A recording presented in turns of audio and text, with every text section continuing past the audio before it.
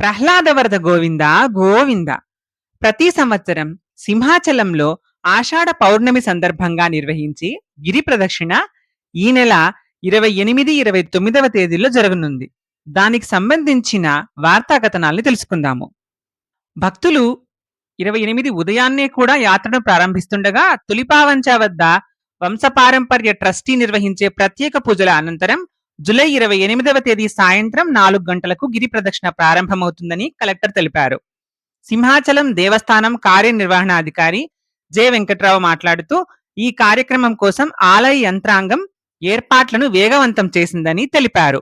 తొలిపావంచ వద్ద 50 లక్షల వ్యయంతో ఒక శాశ్వత షెడ్డును నిర్మిస్తున్నట్లు ఆయన చెప్పారు.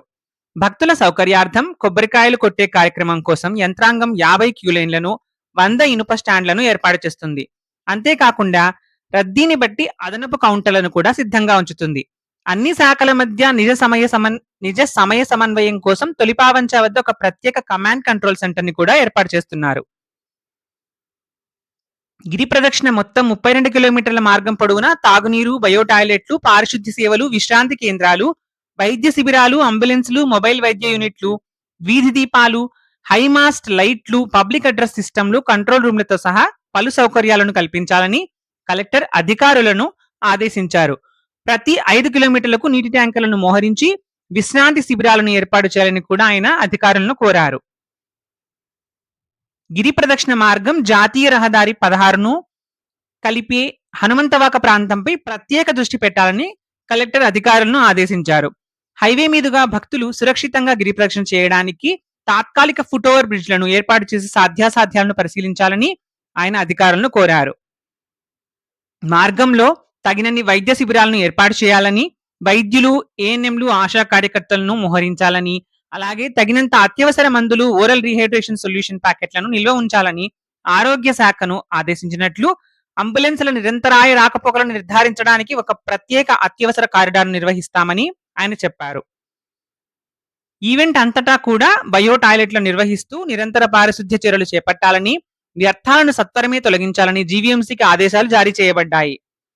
ఈవెంట్ కు ముందు కొనసాగుతున్న భూగర్భ కేబుల్ పనులను పూర్తి చేయాలని, ఆ తర్వాత వెంటనే దెబ్బతిన్న రోడ్లకు మరమ్మతులు చేయాలని, విద్యుత్ అంతరాయాలను నివారించడానికి జనరేటర్లను సిద్ధంగా ఉంచాలని విద్యుత్ శాఖను కోరారు.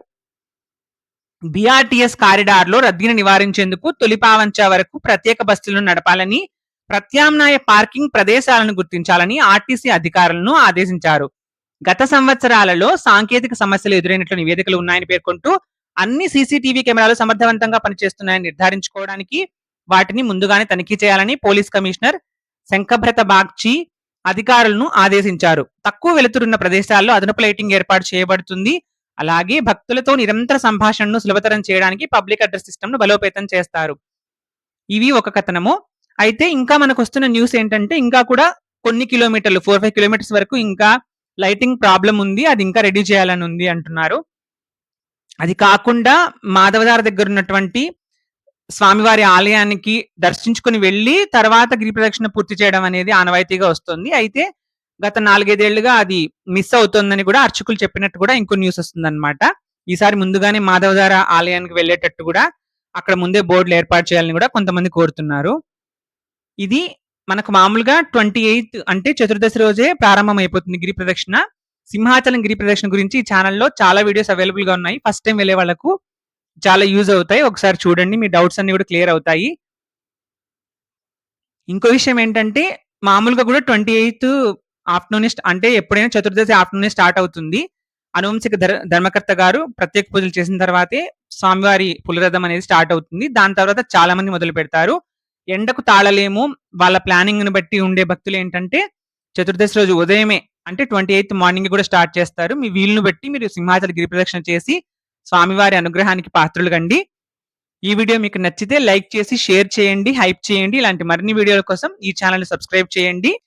ఓం శ్రీ ద్వయావతార సింహాద్రి అప్పన్న స్వామినే నమః.